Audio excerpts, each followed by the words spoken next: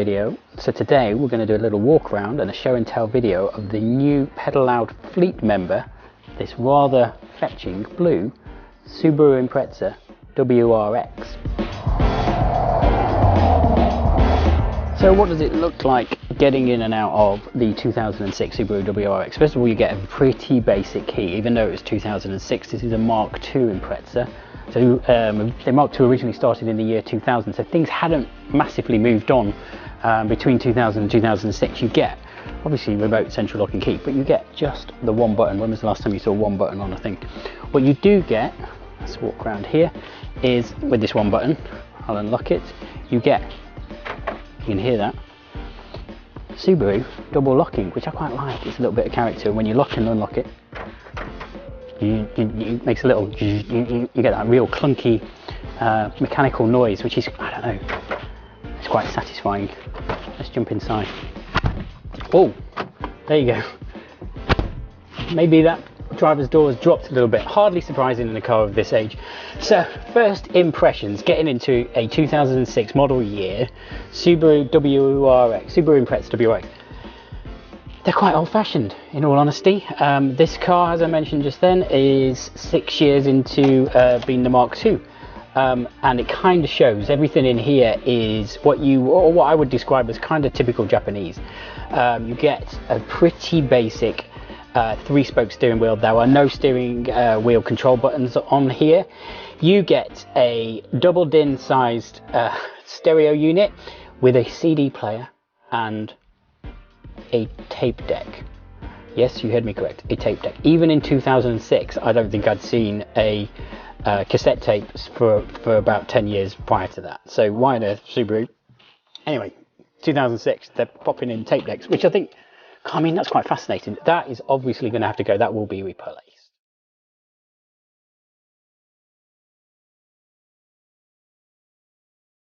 You also get some other old school kind of quirky features, including a digital clock, the kind of glowy old school type clock.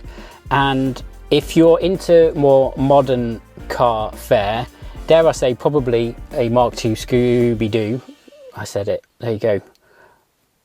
Zoiks, I said it, a Scooby-Doo. A Mark II Subaru Impreza, if you're into modern cars, probably isn't for you. So let's look at the reasons why a Subaru Impreza WRX Wagon, this one, slightly more practical, might be for you. Well, first of all, if you are like me and you have some small people, you want to be able to get them in the back. So obviously, having a fast, effectively kind of an estate car, that's your kind of boot area there.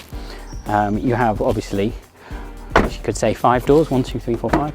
You get the lovely, let's point this out, frameless doors, synonymous with Subarus. I don't think there are any other cars with more than 2 doors that have frameless windows. Please feel free, write in the comments below, correct me if I'm wrong. Another reason, you get a nice, reasonably large boot. So practicality is great. You also get 3rd seat belt, so 3 headrests there, and you can sit 3 people in there. Nice luggage cover and storage bay. What is in here? Toolkit, and below here, look at that. Not quite full size, but certainly bigger than a tiny little space saver wheel, which is pretty cool. Let's cover that up.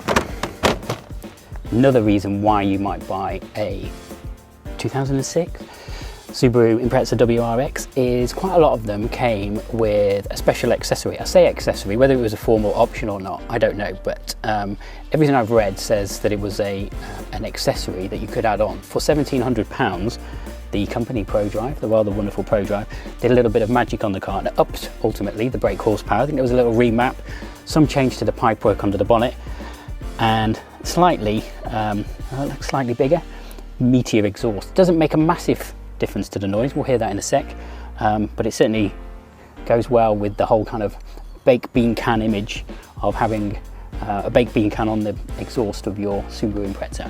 I like it, which I think is also really, really cool. And a lot of people ask me, people, non-car people, why do you want a car with one of these on it? One of these big bonnet vents, letting all that cold air in to cool everything down. Why do you need one of them? Well, I would answer to that, why not? The thing looks fantastic. As a kid, if you're drawing cars, I was always drawing those bonnets and those big holes in the engine and engines popping out, big kind of Hot Wheels crazy things. This car's got it, look at that. It's like a massive big bonnet scoop, and when you're driving along, that thing's there. It's just awesome, really, really like.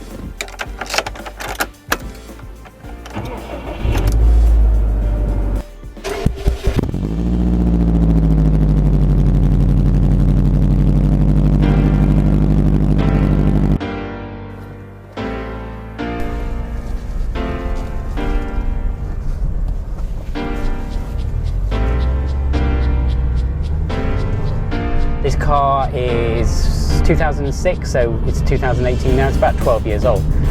I have grown up admiring Subaru WRXs, let's put it that way. I've never lusted after owning one. There you go. So should you buy one? If, like me, you are at that point in your life where you need something a little bit practical, but also a little bit, what's the word, fun? Let's put it that way. Should you buy one? Well, the price of these things at the moment is perfect. We mentioned that before. We've talked about the engine. It's brilliant. This one has been breathed on by ProTune. We mentioned that earlier, and you get that lovely baked bean tin exhaust as well. But ultimately, what is it like to drive? And what is it like driving one of these when they're 12 years old? Well, let's focus on this particular one. So this one has been fairly well, I'm not going to say fettled, because I haven't fettled with it. It's pretty much as it left the factory, apart from the Prodrive kind of being breathed on, but that is an accessory. It's, other than that, fairly standard. Nobody's played with it, nobody's tuned the heck out of it, nobody's kind of put gold alloy wheels on it, nobody's put stupid decals on it, nobody's tinted the windows. In fact, the only person likely to ever do something as stupid as that is going to be me, embarrassingly. So you buy one of these for the way it drives and goes. These are based on rally cars, as everyone knows.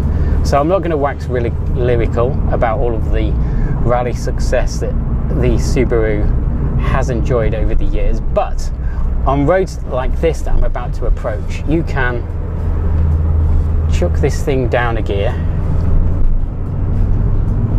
feel the turbo spool up, and boost straight away.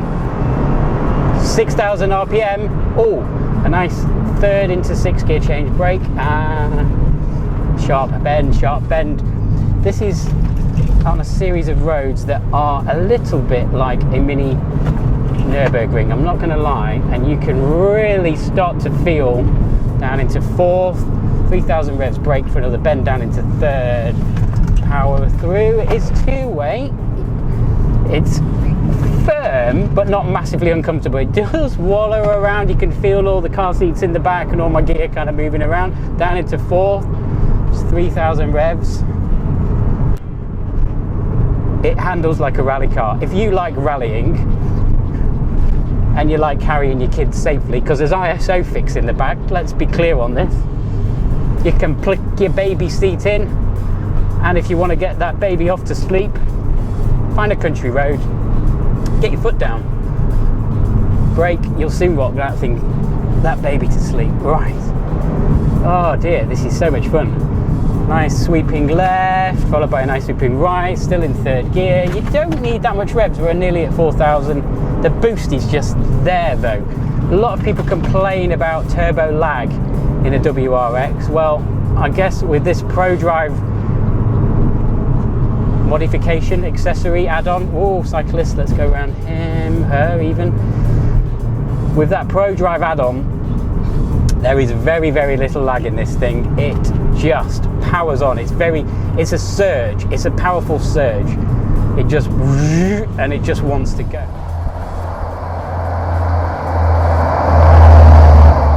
Ooh, okay.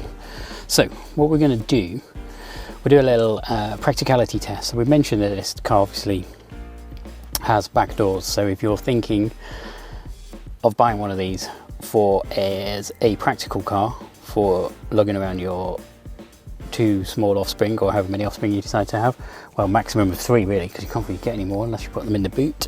So I am 5'10", I've got enough reasonably comfortable, have a look down there, foot room. How much room is there for someone like me in the back? Which is quite an unfair comparison, but unless you have really, really tall children, which is possible. Okay, so I have not, my door is desperate to shut. Stay open. This isn't going to work. I have not moved the seat forward, and actually I could go on a long journey in here. There's not a huge amount of room. I've got loads and loads and loads of headroom. You can see how much space my knees have there. Reasonable amount. I'm quite comfy in the back here. I actually quite like it. Shut that door. Oh, I love the Subaru Gajunk. Not Gajunk. Junk. It's a nice, solid sound. Somebody's been taking this to the tip. Don't you hate that? People who take their cars to the tip without covering the stuff that they're taking, scratch all the headlining of their lovely cars. Don't do it, people. If you have to take your car to the tip, cover it up. Get an old blanket or something. Cover the crap that you're taking up. Protect your car. Even if it's a company car, not even yours. Okay, let's have a look under the hood. One of the things my pet hates, especially when you're holding a video camera, is why is there no hydraulic arms holding this bonnet up?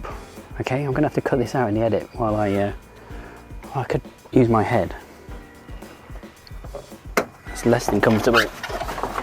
That goes over there. One hand. Ah, there we go. That's over there. There's the engine making a little noise, presumably because I've got the ignition on. Needs a clean, but it's all there. Look at it. 2.5 litre Prodrive tuned, turbocharged, 4-cylinder Subaru Impreza WRX engine. Lovely.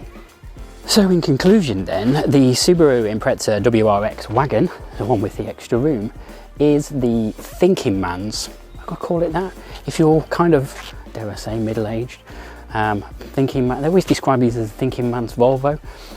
It is the thinking man's kind of semi-practical. It is pretty practical, ridiculously fast, brilliant, I'm going to say, grip rather than handling. This car grips ultimately extremely well. Practical car, and at the moment they're kind of coming down in price. They're at a real sweet spot. If you get one that's well maintained, well looked after, had everything tinkered with that needs to be tinkered with, has had regular oil changes, I don't think you can go wrong. And I certainly don't think, especially with the wagon shape now that they don't really make it anymore, these things are going to depreciate too much. Hopefully this car will just keep its value pretty flat. I think it's reached the bottom of its depreciation curve. It might go down a bit in the next 2 to 3 years, but I wouldn't have thought it would go down.